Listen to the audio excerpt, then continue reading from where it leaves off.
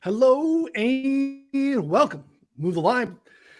Presented by FanDuel Sportsbook. This is the Prop Drop Show. I'm Ryan Noonan, back to talk about the best way and the most profitable way to bet on NFL football. In that, it's through player props. Live here, 2 p.m. Eastern every Friday, here on our 4for4 Bets YouTube channel, giving out our favorite player props and taking your questions. So if you're hanging out with us now on YouTube, we appreciate it. Jump in the chat. Let us know what your favorite prop is for week 3. If you want our thoughts on the play, feel free to ask. We'll get to as many as possible here at the end of the show. Joining us live on YouTube is really the best way to ensure that you can get the same number and price on these props. They move fast. We want to make sure we can get as many people down as possible. So hang out with us on YouTube. If you prefer the podcast version, you should be able to find that in your feed on Friday evenings. Subscribe to both. That way you do not miss a show. Joining me here, as always, Connor Allen. What's going on, buddy? Not too much, another good week to get rich. You got the mentality there, 2-0 after Thursday, won both of them on the hook after multiple bad beats the week before. So I feel like things are looking up right now. A gentleman tried to make us rich last weekend and is going to probably do it again here this week. We got a absolute banger on Cook at 9-1 to go over 100 yards. He hadn't done it before, Slop, but that didn't mean he wasn't going to do it last week. From Odds Jam, you can find him on Twitter at Slop Rules. John, hi Slop. How are we doing today? It's living the dream, guys. Yeah, that was just a matter of time for that kid. Like, he was ready. You could tell. You could just tell by looking at him. This guy's going 100 plus. That was all-time fun too. Do you see the way it hit? Where they had to come back out for to run out the clock. So if the Raiders didn't fumble, they probably don't have to run plays when they get the ball back. So it was just perfect. Everything about it. I had a great time watching it. Yeah, nice big splash run at the end too. It was fantastic. Yeah, it was absolutely love to see that one. So hopefully we can get some more in people's pockets here this week. Reminder, 2 episodes of Move the Line each week. This is Prop Drop. Game previews. Connor, myself, Sharp Clark is Wednesdays, 3 p.m. Eastern. Again, same podcast feed, same YouTube channel, 4for4 Bets. You can find that if you want to get more into game breakdowns, sides, totals, all of those things. If you want the official plays, the things that Connor and I push out exclusively to our subscribers, you need a betting subscription to 4for4. Gets you access to everything we do over there. So anything that you're doing in terms of football speculation, betting sub at 4for4 is what you need. DFS, rankings, projections, articles, tools, everything that we do. Subscriber Discord is where you want to be for the picks, though. That is, I think, really the crown jewel of the sub. Great like-minded community. I love our Discord. I have them completely defensive pilled. Like I didn't know that was my dream. But man, like Sundays, we are just sweating tackles all day long. It is a great place to be. We do kind of acknowledge some of Connor's basic bitch props as well. So if you get into some of the more basic stuff, we can appease your needs there as well. But again, if you play on any of the pickup sites, Prize Picks, Underdog, Vivid, we have channels and specific plays there as well. Obviously, Daigle, TJ Hernandez providing lots of great DFS content. We're available. Tag us in Discord. And I mean, Connor and I are in there all the time. I know our wives probably hate football season more than anything because we are constantly married to the Discord. Promo code week2 will get you 25% off of the sub. Go to 4for4.com/plans. More details here in the show notes. If you have questions, you can hit us up there as well. Again, no stale bread, live lines that you can bet on right now. Our goal, again, is to make sure that you can get in with us here while we do this. Not super fun to have us come on here and talk about a bet that you can't get because we bet 2 days ago, 2 hours ago, 20 minutes ago. So we're giving you out fresh stuff right now. Connor, floor is yours. Week 3, first play. Yeah, let's get us going here with something hot. Another over. Nick Westbrook-Ikhine over 24.5 receiving yards. Holy crap. This seems really random, right? You think you're looking at it, you're like, why are we betting on the third receiver over getting a tough matchup here? But here's the key.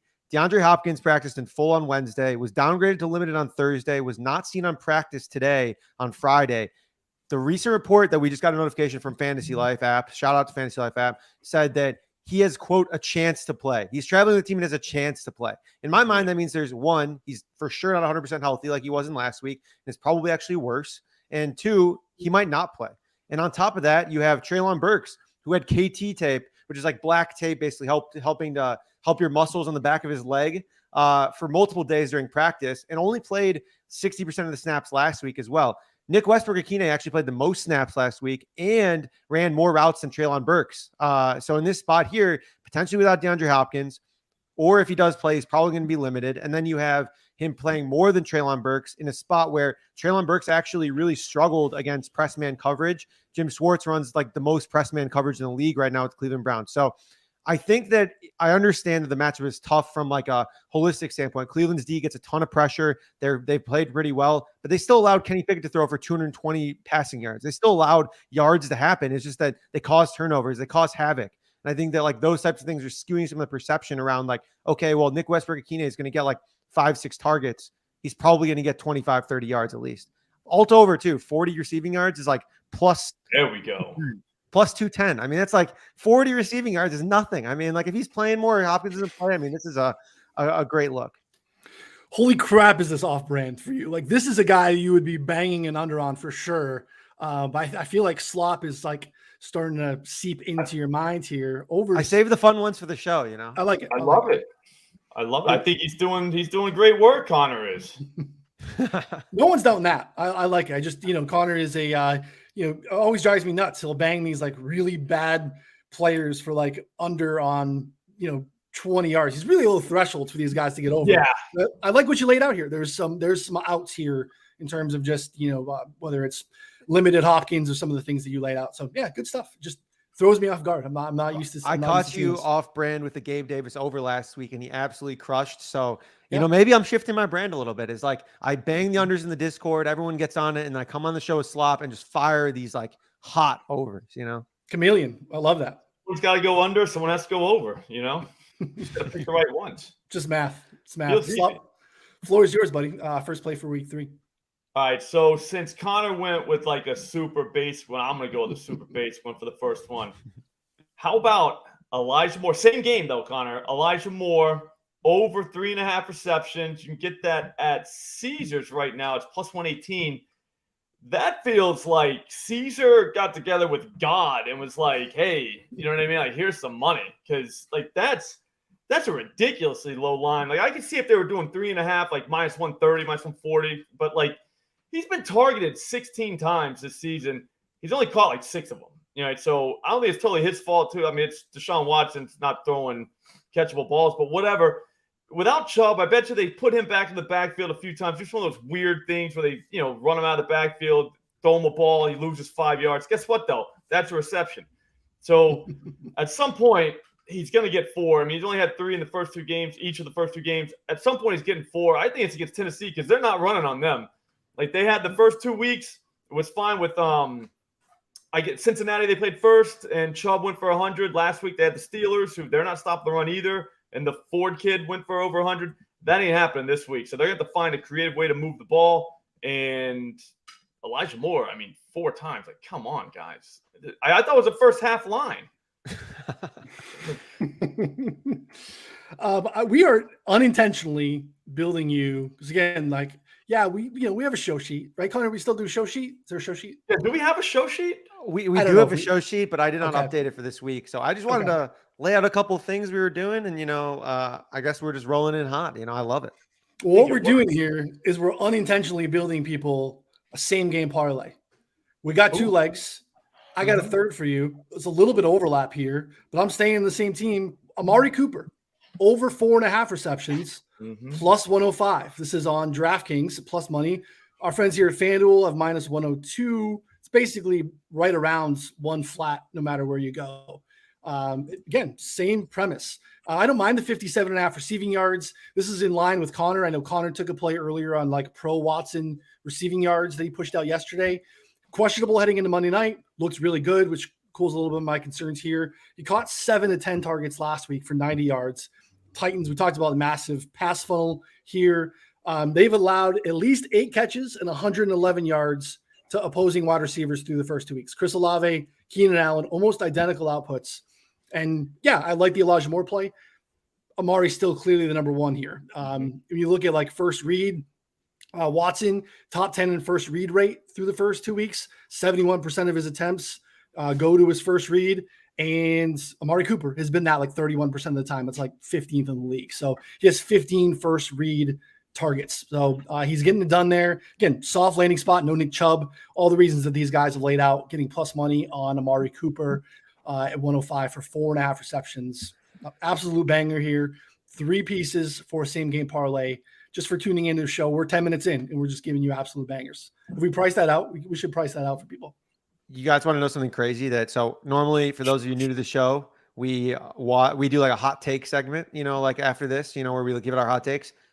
I mean, my hot take was Watson 300 plus passing yards, and we've now just hit all the receivers and Watson 300 plus passing yards. It's plus 575, plus 580 on DK. I mean, we just saw Derek Carr throw for 305 against a fully healthy Titan secondary, and then they were banged up. Herbert came in, threw for 305, even though they decided to run the ball still a decent amount.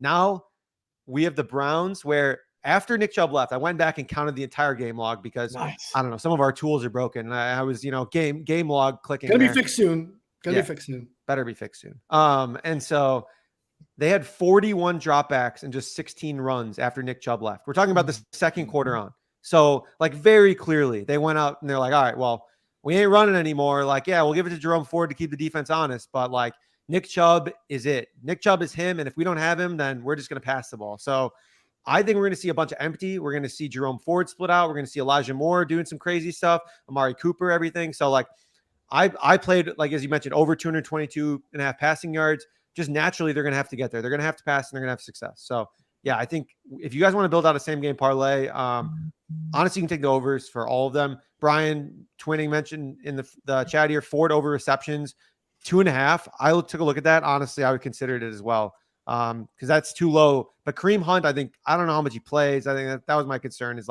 he could just come in and play a decent amount because he actually knows the offense. Yeah.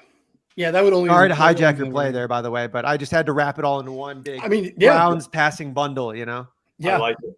No, I do too. I think it makes a ton of sense. I don't know what the numbers are this year, and it's a 2-game sample, but I remember as of for last year, and it's really the same. There's still a pass funnel in terms of what teams do against them. Teams threw 68% clip against the Titans last year. It's the highest rate in the league. Twofold: bad secondary, injuries, Christian Fulton's out, and also a really stout run defense. So we've kind of seen that play out early.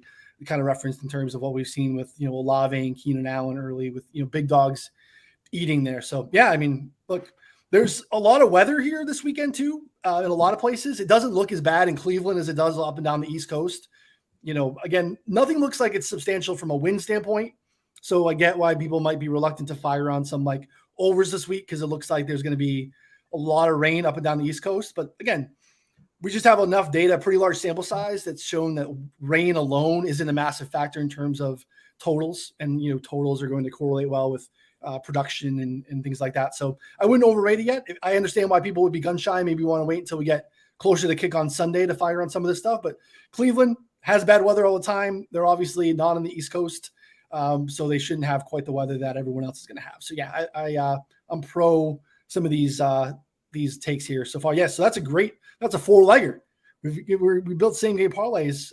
We should probably price that out for people, but yeah, that's a pretty good start. So we rolled into your kind of hot take there too, kind of your spicy one. This is where we cashed last week's slop. This is where we got James Cook 9-1, 100+ yards, hadn't been done before, and meant he owed us in a way. What are we doing this week, buddy? All right, so I like CJ Stroud's alternate passing yards at DK. Okay, it just went down to 450, but now it just went back up to plus 500. Or we could do CJ Stroud 325 plus at plus 850 at FanDuel. Look, the Texans, they can't run the ball, right? And that's a problem. They will not be able to run. I don't think so. And then on the flip side, I don't think they're stopping the Jacksonville offense. They laid an egg last week, definitely. But I bet you Jacksonville has no problem scoring on them. Here's the thing, though. I don't think Jacksonville's defense is all that good stopping the pass. You can throw the ball on them. Connor almost had to wear a clown suit because of them after week 1. Remember Anthony Richardson? He looked like a veteran NFL quarterback. So, and if you say that Mahomes only got 305 on him last week, well, they played from ahead. So it was a totally different game script. So that doesn't even count. I think if Houston trails in this game, I think they will, I think Stroud can throw the ball. He went for 384 last week. So it's not like he can't sling it. And, he sells out and throws it to Nico Collins pretty much all the time, which I like that. He has a guy. But at plus – what did I say it was? Plus 850 for 325. I don't. That's not that crazy. 325 is not that crazy, especially for a guy that's in, like I said, a trailing game script and a defense that, they're not the best at stopping the pass. And we could get some luck early on and get them going early just because they might not be able to run the ball. So that's firmly in play, in my opinion. Yeah, I think I don't have it up. I think Houston's like 5th in pass rate over expectation. So in like neutral situations, they're throwing the football. The offensive line issues are a problem, but like they're trusting CJ Stroud to go out there and sling it. So yeah, Connor, I like that 850. That's a nice number. Yeah, no, that's not bad. If we get like a little mini divisional shootout here, things could get hot. Because I was looking at some Calvin Ridley alt overs. I don't know if I love like his, 70-yard over under, but I think that if this game pops, like 100 receiving yards, 125 receiving yards, very much in play. For a guy like Ridley. So yeah, I think you can play both sides. Another nice little same game parlay opportunity because it could be a ton of passing, not very much defense. The only thing I wouldn't take overs on would be, like you mentioned, Dameon Pierce rushing overs. The offensive line's been a disaster. I mean, they're starting all second stringers. Like, what are you going to do about it, right? It's not necessarily their fault. Just kind of is what it is. So yeah, I like a lot of the alt overs in this one. Tank Dell, if you really want to get there, I think it's not a bad look either. It probably correlates a little bit too, as I talked about in the chat earlier. Like Travis Etienne stuff looks interesting. Travis Etienne, like longest rush, if you're not necessarily bullish on it. Denzel Perryman out for the Texans. Perryman had my highest tackle projection of the week. He's out. They are going to start Henry Tutu, the rookie from Alabama here. This is a pretty and Jalen Petrie out again. So like up the middle, Texans are a little depleted. So you could see some pretty nice stuff here on the ground, I think, from Etienne, who showed some upside in terms of like longest rush stuff, some splash plays. So yeah, that's interesting. I got a couple pieces, and these are uncorrelated, but that's this part of the show. So who cares? I'm gonna throw them both out there and then give you, parlay them together at the end. Connor and I already played a absolute banger on Tyreek Hill. Oh, yeah. We bet Tyreek Hill over 6.5 receptions plus money, which I don't understand. Wow. I feel like Tyreek is always 7.5. The fact that we got him in a game where Jaylen Waddle, I don't know if we haven't got Jaylen Waddle news as of yet, doesn't look good. He's behind schedule in terms of concussion protocol. I really don't care if Jaylen Waddle plays. I like the Tyreek stuff just as much. I feel like we already won that bet, so I feel like I have more money to spend on Tyreek Hill bets. Does that make sense? Yep. So let's go back. I mean, so this is Rich Rebar noted in his work over at Sharp Football. With Waddle off the field since last season, Hill has run 95 routes. On those routes, Tyreek has been targeted 43.2% of the time. That is insane. It's not actually even that far off of what his normal routes in like target percentages. He's just a target hog. Patrick Surtain is one of the best corners in the league. No one's disputing that. He's not a pure shadow corner. He did not shadow Devontae Adams in week 1, did not do anything with Terry McLaurin last week. They move him around so much and do such a good job at scheming Tyreek open that I'm just not really concerned about that. So I'm going to skip the flat yardage prop, 87, 88 yards. On DraftKings, Tyreek to get 125 is plus 320. On FanDuel, you can get him to go over 150 at plus 580. I mean, he's already done this year. He does this a ton. This is Tyreek Hill. Plus 580 to get over 150. He went for like 215 in week 1. I absolutely love him here. Denver's playing up in pace, which I think, some smart people are on the over in that game. So, and I think that's just going to maybe lead to more snaps in the game overall. That helps here quite a bit. I also want to do the same thing with Justin Jefferson. His receiving prop is basically 100 across the board. He has 150 in each of the 2 games to start the season. Now he gets the Chargers. They've been torched in the first 2 games. They've allowed the highest rate of explosive plays, highest rate of explosive pass plays. Again, let's ignore the 100. DK for 25 more yards takes you to plus 195. I mean, that's a huge price jump for 25 yards. We're basically the Chargers can't stop, or I'm sorry, the Vikings can't run. My bad. So it's like they're throwing like 80% clip. They know, it's like, all right, this is not going to work. So you're getting started early with that game. We don't have to wait for anything to happen. FanDuel is saying, hey, look, he's going to do what he's done the first 2 games. We're going to give you plus 360 on that for 150.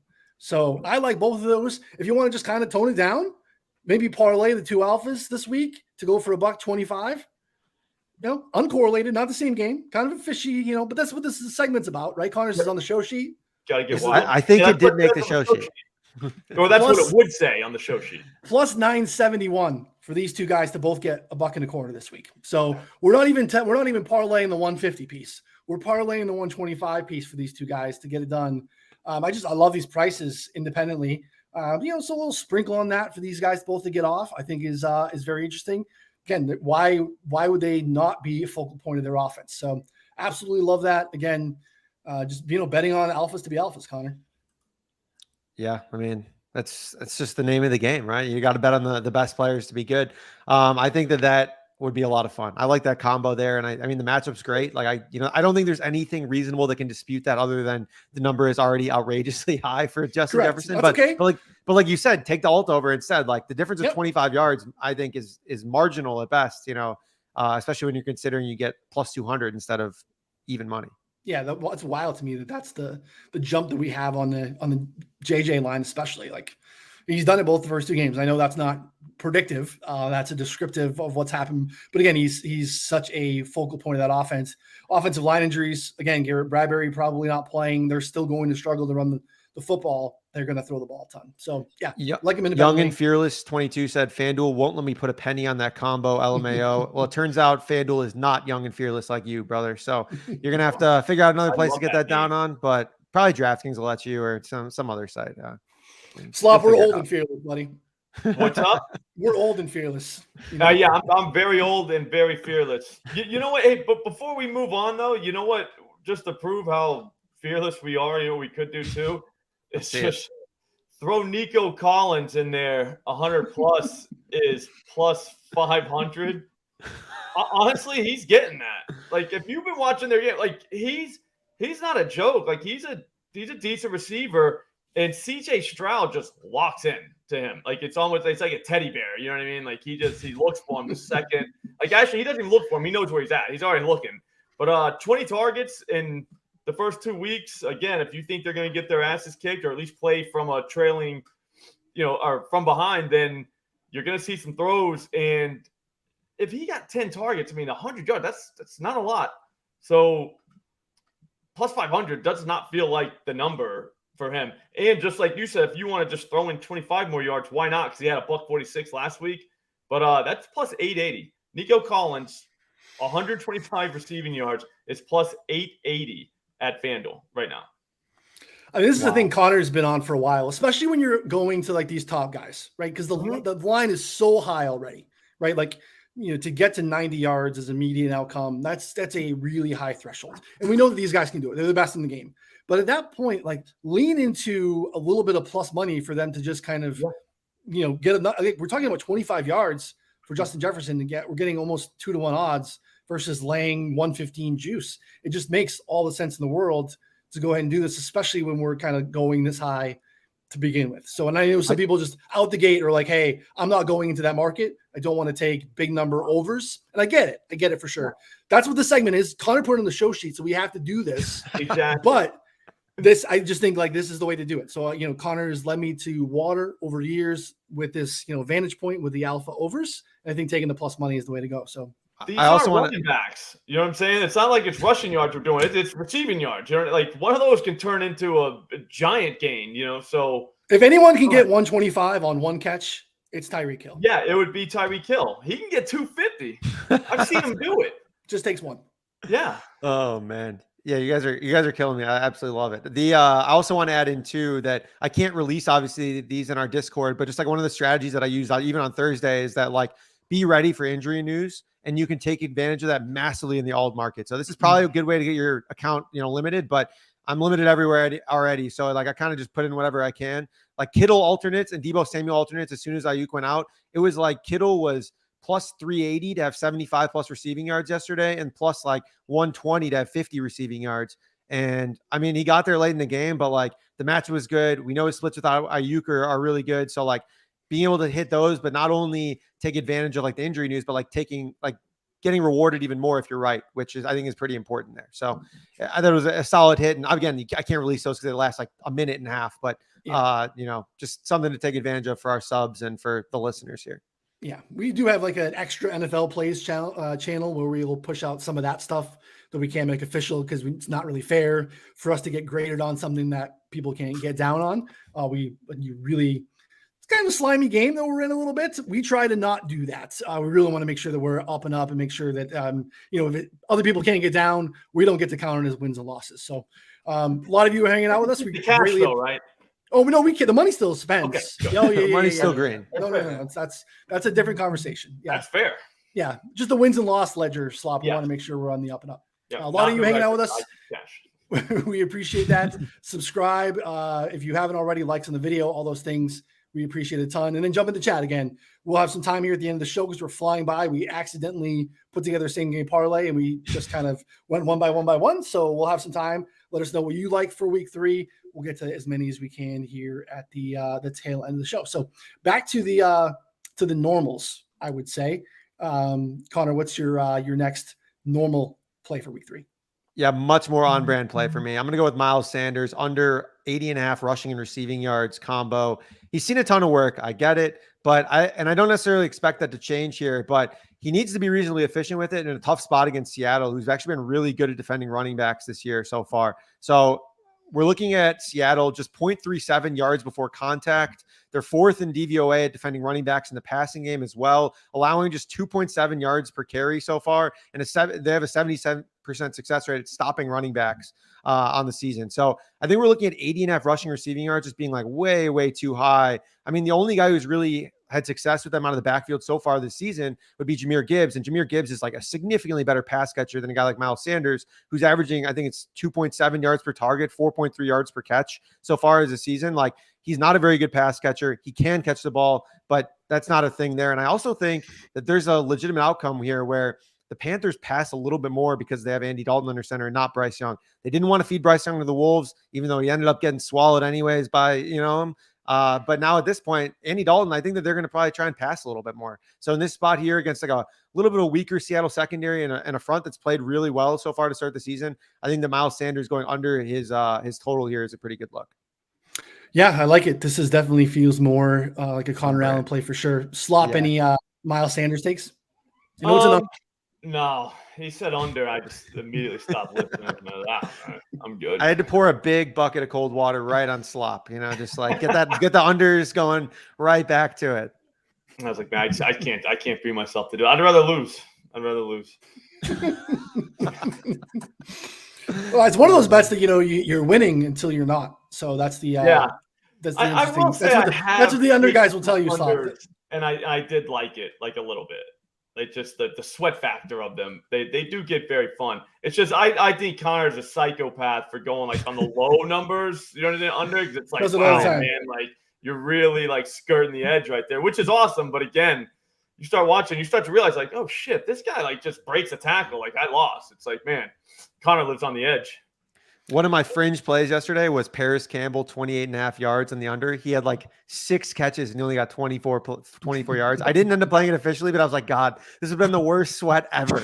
But like the best under sweats, like Zach Wilson under sweats are awesome. I mean, like just watching him just like turn into a cupcake all game is like, honestly, highlight moments for me. Like it just makes it so great. But I mean, the 70-yard house call from Garrett Wilson was made things a little bit sweaty last week. But in the future, I would actually recommend that.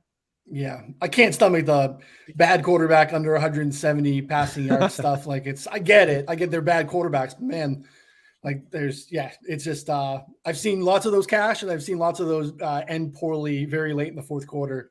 It's so scary. And you're just yelling at your TV, like, why are you even throwing anymore? Like you're getting your asses kicked. And yet here we are, you're going to get 100 yards in the fourth quarter and you've been horrible the whole game. It's just rough. It's tough. It takes years off your life, guys. I'm telling you, it does. That's why Connor looks like us. Yeah, that's the reason why I'm wearing hats over here and I'm not showing my lettuce or lack thereof. So taking way too many years off my life. Just shave it. I'll tell you, that's what I did, and it was perfect. I felt great after that. You look great, buddy. I'm not sure how many. I think actually, according to our 4-4 contracts, like legally, we're not allowed to have 3 people who are bald with beards, including John Daigle and Paulson. I think there's a little some scruff. Guys. So. We're not allowed to do that yet. So I have to wait until, someone's contract's got to expire before I can shave my head, A lot of balds over here. A lot of balds. We were going to hire Derek Brown, but we couldn't hire Debro contractually because of that. So, what are you going to do? Hands are tied. All right, Slop, floor is yours for the third one. I will go. I think this is the Sunday night game, the Steelers Raiders. But Jaylen Warren's going to catch 3 balls. His number is 2.5. Over is plus 105. I got it earlier for a little bit better. It was like plus 110, but I mean, plus 105 is fine. I would do that 100 times. And I don't know if you watched last game.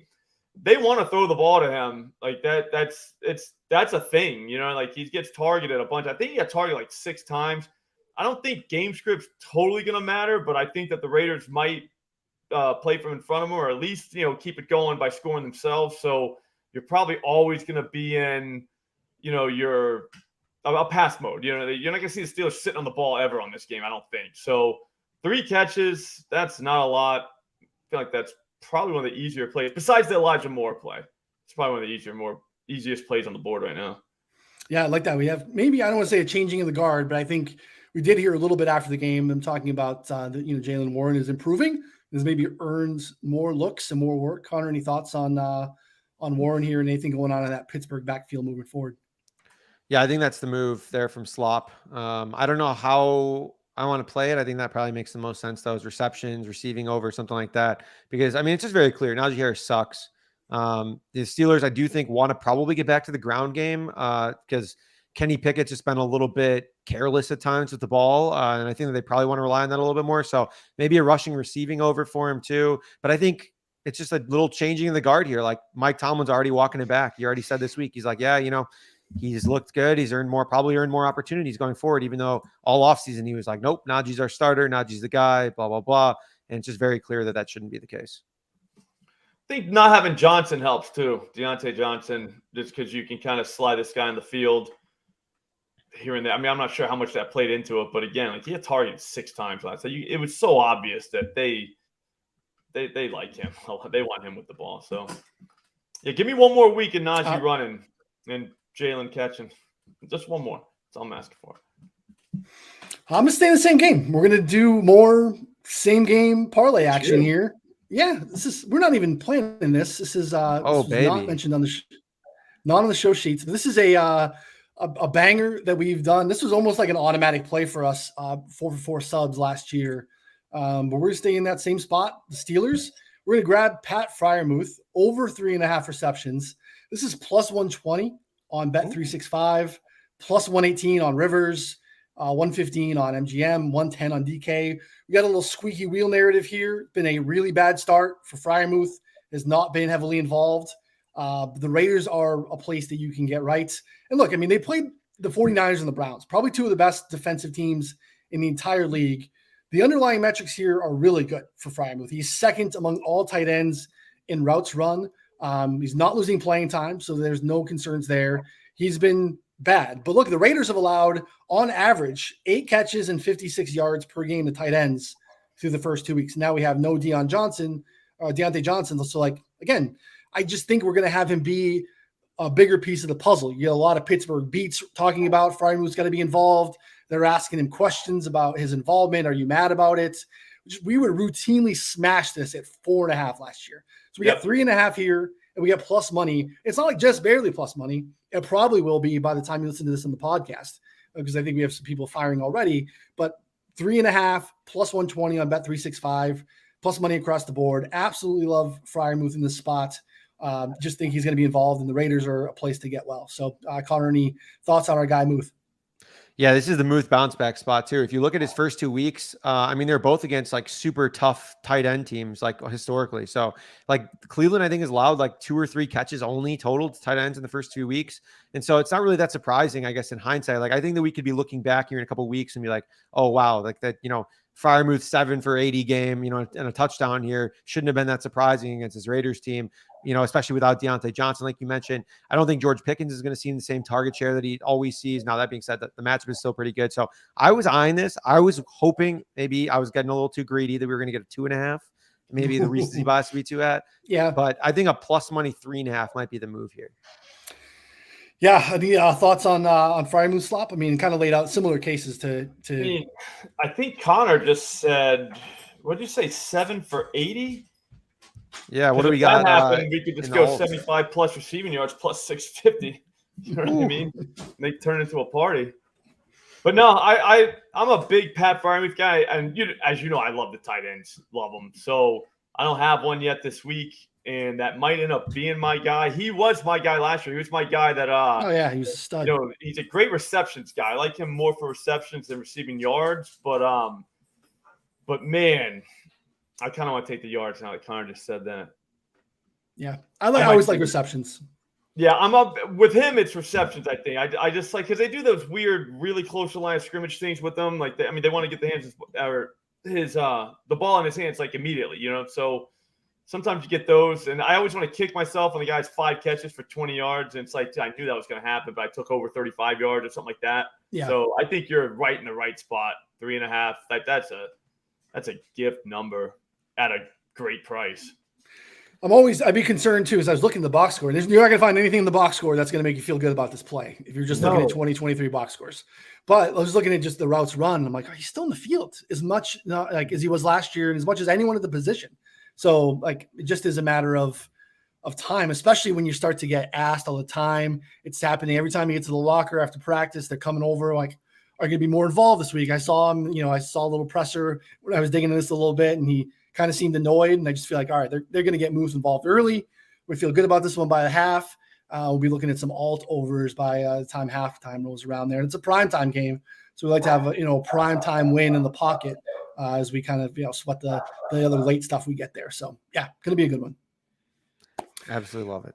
All right. Again, we're going to get to your questions. I'm going to give you some thoughts on tackles. Slow release on tackles so far. We've only got a couple of games out. Only got 2 official tackle plays posted for subscribers. Can't share those with you because, first of all, you didn't subscribe necessarily. If you did, you already got it. Also, the numbers are dead. So who cares? What do you want to know? But a couple that haven't come out yet. We're going to do a little bit of tackle lessons in terms of what we want to do. We have a couple safeties here this week. We'll talk about safeties who play in the box. Probably makes a lot of sense to you. If you are up closer to the line of scrimmage pre-snap, down by where the linebackers are, it's an ideal setup. You're more likely to get closer to the ball. That's why linebackers typically average more tackles than anyone else. Some teams play almost exclusively too high. They keep both their safeties back. Some do single high safety, and that guy maybe plays way off the line of scrimmage. He's only getting stuff if things go really poorly. We want ideally bad team box safeties that are going to have, maybe some negative game script against them. So best place to start was with the Arizona Cardinals. Kayvon Wallace, first year in Arizona, came over from Philly with Jonathan Gannon. He is now playing every down with Budda Baker out with a hammy injury. He's playing a role that really didn't exist previously. He is if we get like box rate for a safety at like 30-35%, it's awesome. Last week, Wallace was in the box 65% of the snaps.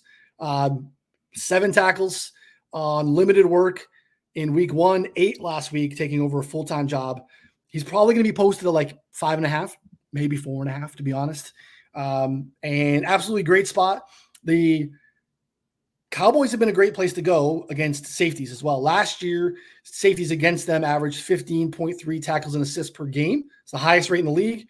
Through 2 weeks, it's 18.5, which is 4 more than the league average. So Kayvon Wallace, Arizona Cardinals, probably 4.5 or 5.5. We're going to take the over. I have him projected for 8.2. So if you have the ability to maybe ladder, bet 365, if you have prop builder or something like that, desperately need our friends at FanDuel to get in the mix on the tackle side. But those are going to be available for you. Same lane, Julian Blackmon for the Colts. Colts are 8.5-point dogs on the road here in Baltimore. Same situation. New role for Blackmon this year. 51.4% of his snaps in week 1 are in the box. 46 and change last week. High volume team. The Colts, even without Anthony Richardson last week, were playing with tempo. Blackmon had 6 tackles in week 1, 10 in week 2. Great spot. Todd Monken is kind of turning it up, and that's another spot. Like, look, where's Lamar play? He plays over the middle of the field. Slots, Andrews, they'll run a bunch in this game. Absolutely love this spot for Blackmon. Again, I expect probably another 5.5. I have him closer to 7. So really hoping that we get those numbers for those 2 guys. Box safeties. Again, you want to be in the Discord, 444.com/plans. Get that sub, get these things out. Last week was we had a little bugaboo. Official plays were 8-3 on the tackle side, 9-3 for me because we got a cash. MGM cashed us out before we got a post game correction. So hey, money was in the account slot. We didn't count it as an official play, but the money spends the same. 8-3 for the official plays last week on the tackle side. So fair's fair. Fair's fair. Mm-hmm. Yeah, money's green. We also talked about that Byron Young or whatever Byron Young last week. Yeah, just emptied the clip on him, and he ended up getting 5 tackles, but still, we needed under 6.5. I mean, in tackle streets, it's not even close. Yeah, nope, didn't even count. Yep. Yeah, right. We got there last week. Yeah, 2-1 on the ones on the show last week too. So our guy Alex. Time out. Somebody just thank Connor for getting back to the unders. Oh, man. Let's go. IG, my family right there. Unders gang, baby. Tough scene. Any other? We got some time before we get to questions. You guys have anything else that you have on the dock? Anything that you're like looking for based off of any news? And we've had some injury news. Like looks like Justice Hill's out. Do we have any interest in maybe Gus Edwards, Connor, or anything like that in a positive game script? Are we going to get more, Melvin Gordon than we want? Anything else that's maybe kind of on your radar that hasn't come out yet?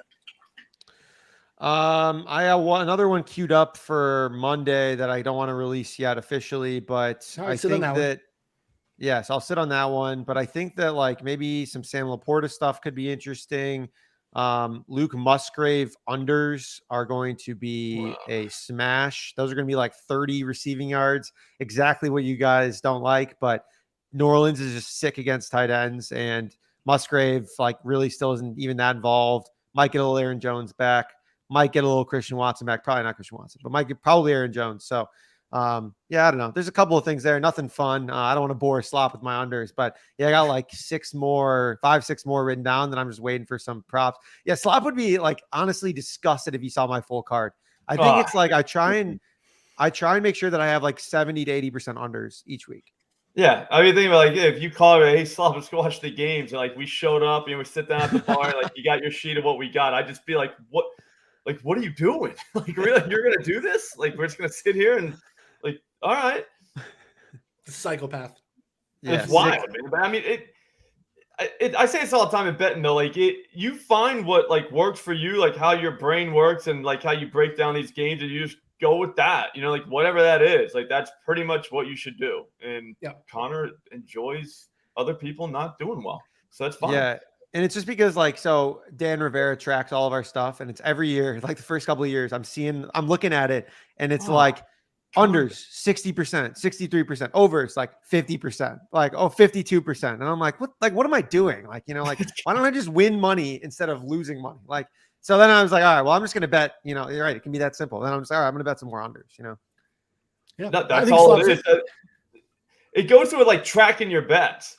Do you know what I mean? Like that's definitely. Like the first step, like to becoming an adult and like in betting. You know what I mean? It's like you actually like kind of track and like pay attention to price and like like you start to notice like, man, I'm pretty good at this and I really suck at that. So why would you do the thing you suck at? You know what I mean? Because like it is about money, but a lot of times it's about like when you're watching the game, like you kind of want to have fun, you want to enjoy yourself. Like I never enjoy myself when I'm watching it and like your guy's just getting throttled. You know what I mean? It's like, why did I bet this? So.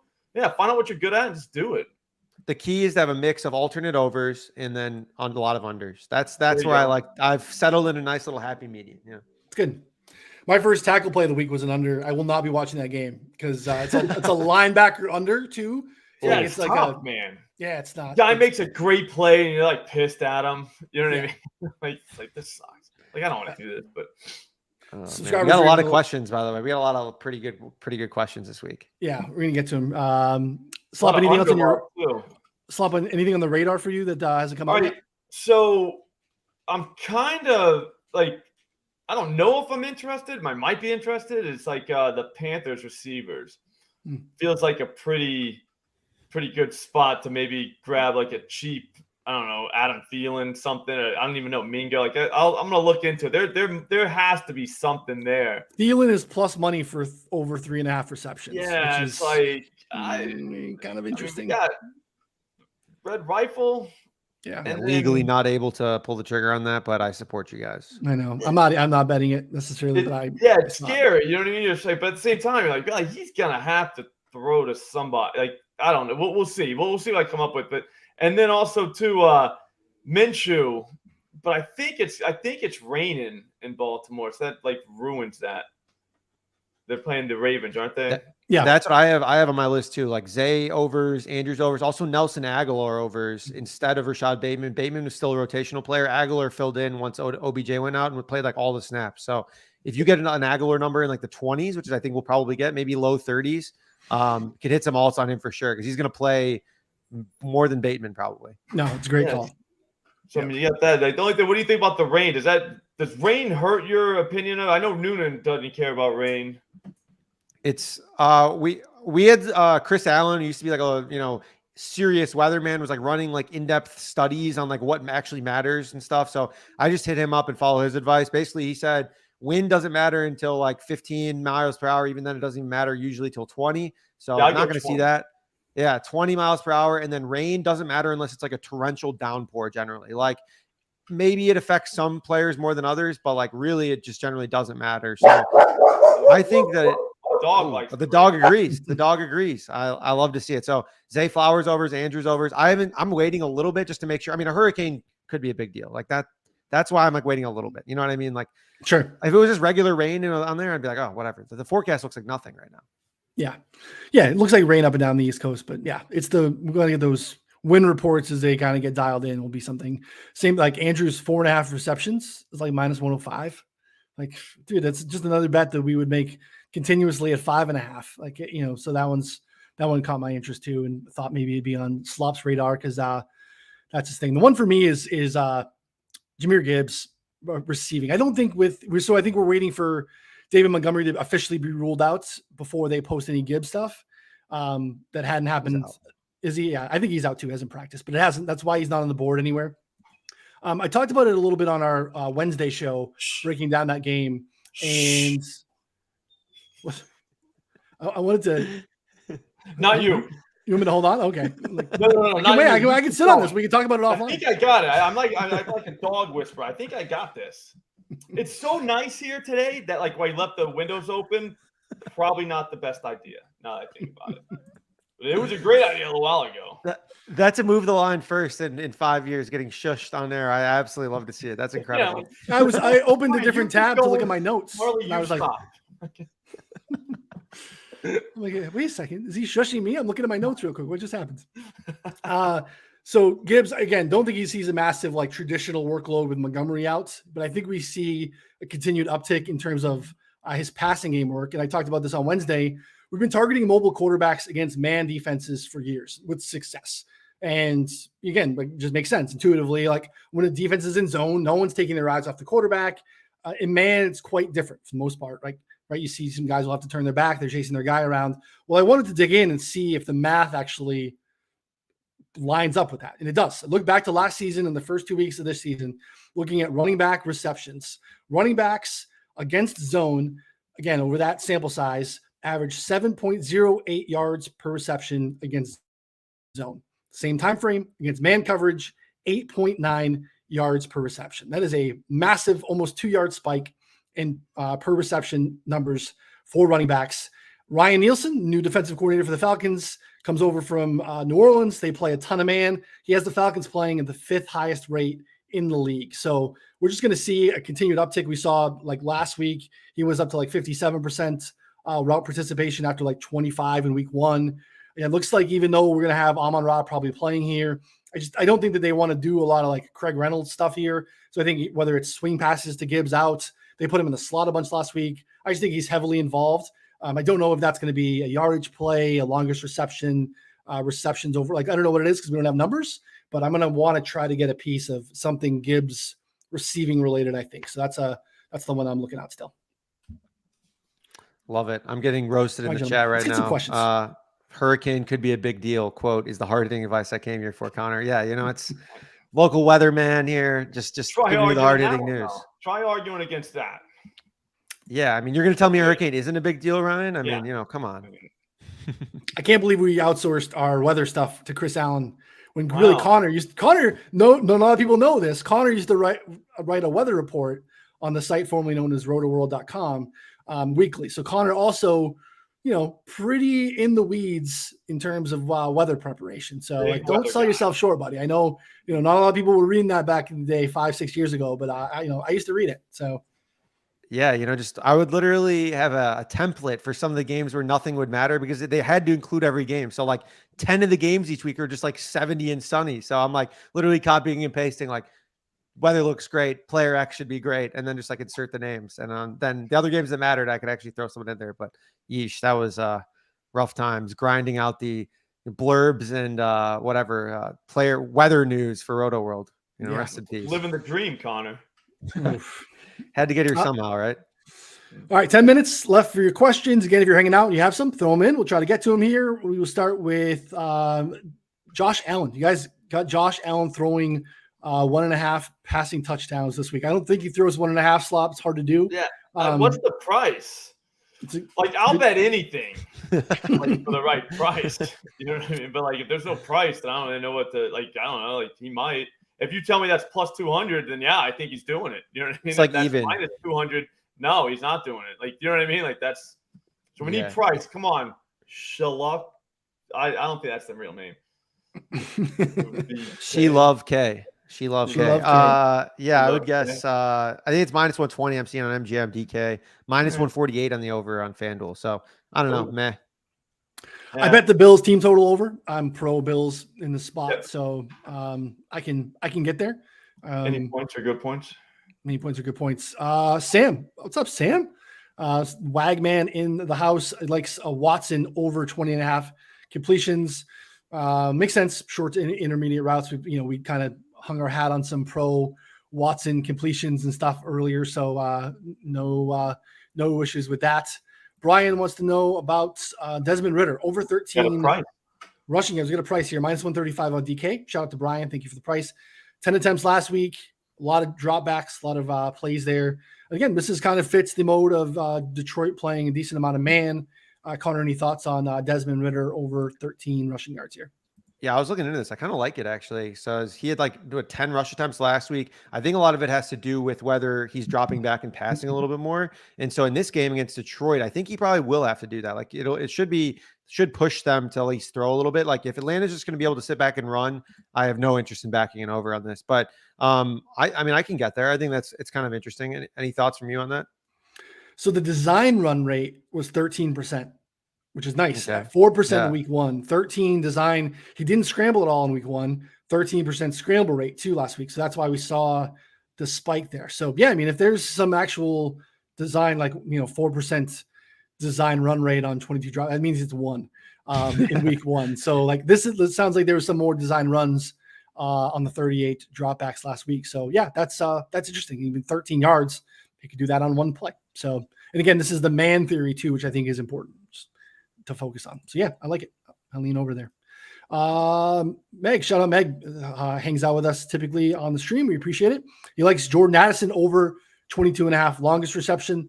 Totally get it. He's been doing that.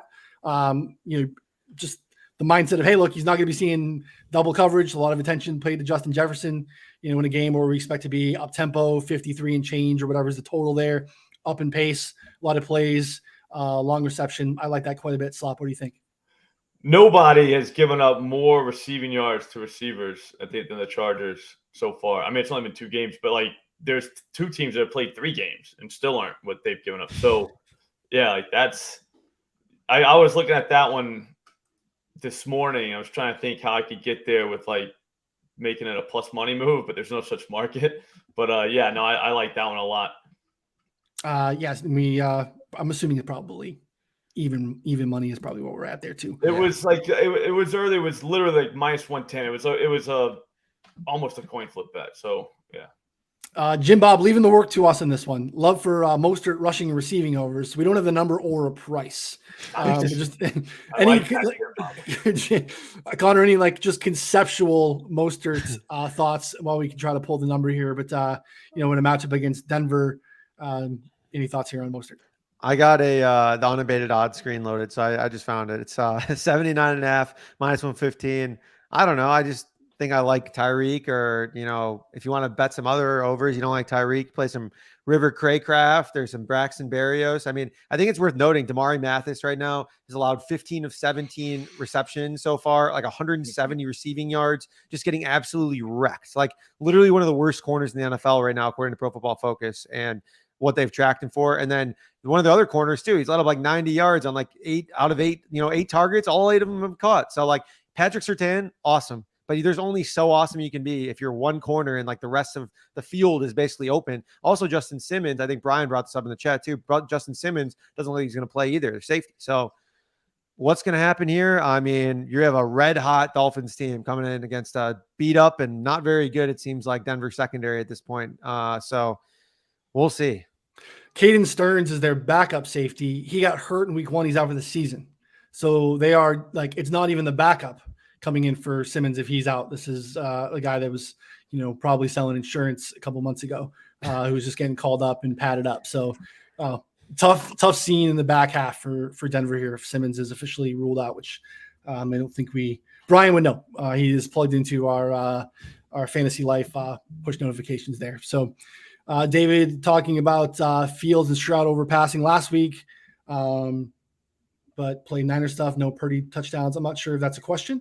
I'm not sure why we. Connor, did you pick this one? I must have accidentally hit it, but yeah, it's I did want to note that the Rams play one of the highest rates of 2-eye shells. I noticed that in your sheet that you produced, and so I think they've been doing a good job of just keeping things in front of them, which is worth noting. Way to save that, Connor. Good job. There you go.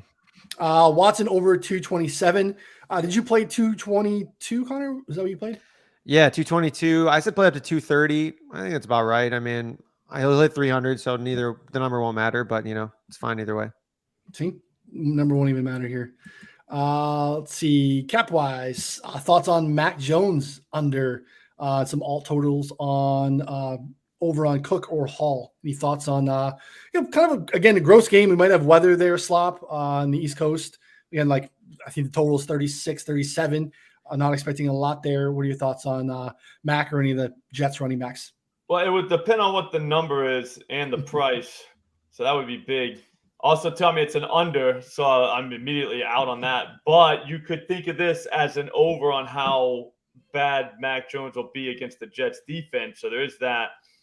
I would much rather look into Stevenson in the receiving game. I think there's something to be found there just because I bet you they want to get him the ball and they know that they're not going to be able to run the ball in the Jets, or they not, as effectively as they want to. So if I'm looking at anything that game, it would be Stevenson. But Mac Jones unders probably wouldn't be that bad. But again, I'd like to know the number and the price before. Yeah, we're looking at 213.5 for passing yards. That's a you under. Yeah, I think I was kind of hoping for some like 220s there. I think it opened around there, which I was just waiting for more outs to develop. 213. I think Mac actually had a pretty good game at one of his games against the Jets last season. I played this at a different angle. I played some Devontae Parker unders, draws the outside receiver, played just 7% in the slot, and had like 19 total yards last season in 2 games against them on the outside. So I thought that his unders were pretty interesting there. Also, shout out Ben Carey and Capwise. Good dudes over there doing some good work. So appreciate you guys tuning into the stream. Thanks, Ben. Appreciate that. Connor, did you say you could cover Devontae Parker?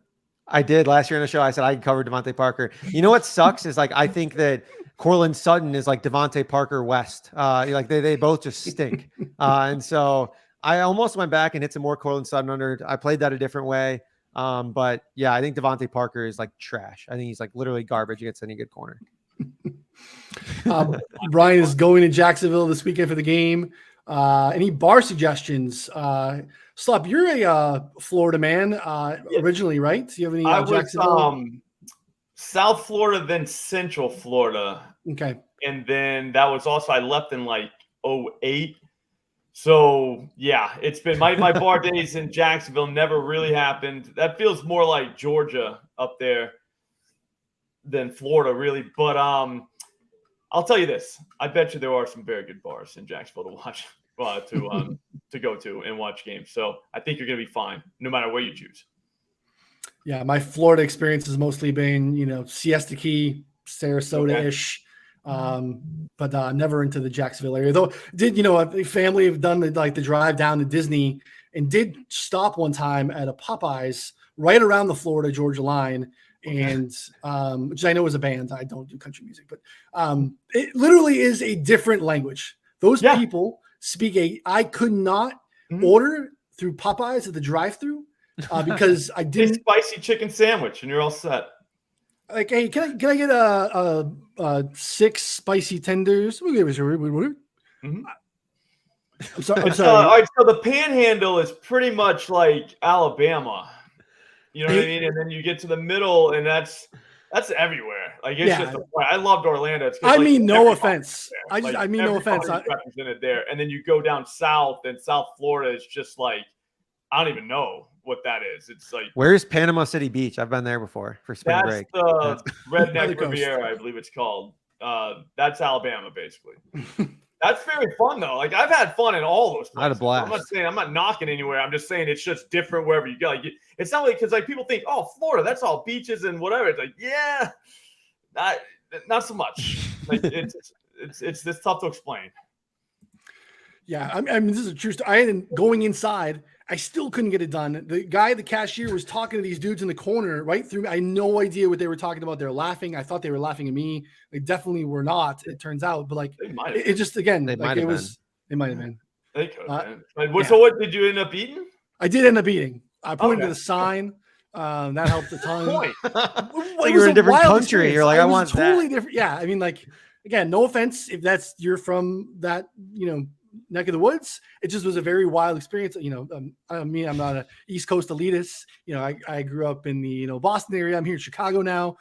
Just, we have our accents, but it's definitely, I think you can understand it. It was very hard to parse through the conversations that were going on in the Popeyes there at the Florida and in Georgia border there. Always a lot of fun at the Popeyes down there. I'll tell you that. Waffle House too.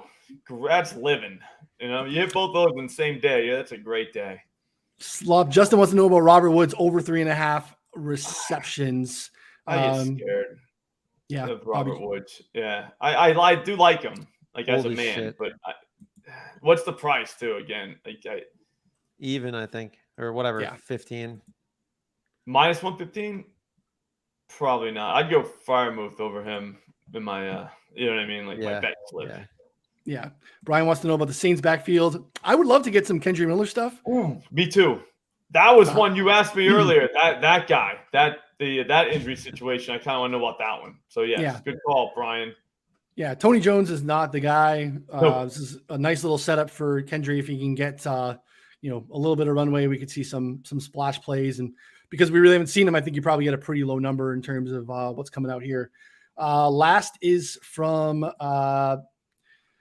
Sick Keys. I mean, doing your first prize picks. Do I go big? I mean, absolutely. You go big on prize picks. You cannot tiptoe into that. Let's do that. There's no reason to scale back just because you're doing 5 legs, 6 legs. No, 6 legs. Yeah. You do not tiptoe into prize picks. First of all, you're on prize picks. Yeah, you dive right in. Yeah. I would recommend, to be honest with you, like if we want to get serious real quick, is you definitely want to do 5 and 6 pick flexes. But you also want to scale back your units. Like if you're betting $100 a game or per unit, you might want to go like 1%. Or I mean, I don't think you can even do dollar ones on price picks. So whatever the lowest one is, you would do that. But over time, 5 and 6 pick flexes that's pretty much where it's at. Just get used to losing because you're going to lose a lot of those before you win. Yeah. But over time, again, it's about ROI, and that's how those sites get you. Yeah, the important thing to note is that basically no one wins on prize picks. So you need to make sure that you're being smart, make sure that you have enough money to sustain like 10 to 15 plays before you might even win 1 on 5 legs. Like, to be honest, like it just happens. Even if you're winning 80% like at the time, like, that 80% doesn't get you there to a full slip. Like you're just not barely making your money back. So you got to run hot. Personally, I think the best way I use these all the time is that you basically take advantage of their stale lines and like off-market things that they offer that no one else has. Yeah, it's the way. Good way to get rich. Get them. Seriously, I'm dead serious when I say that. Friday night's the night to get them. All the injury news is out. People are reacting to it, and they just sit there. Yep. Right. Like I bet you Tyreek's receptions are still going to be at 6.5. If Waddle gets announced out, it'll be like 7.5 at every sports book by the time it closes, and still be 6.5 on Prize Picks for another like hour. So that in my mind is the best way to actually make money in those. Yeah.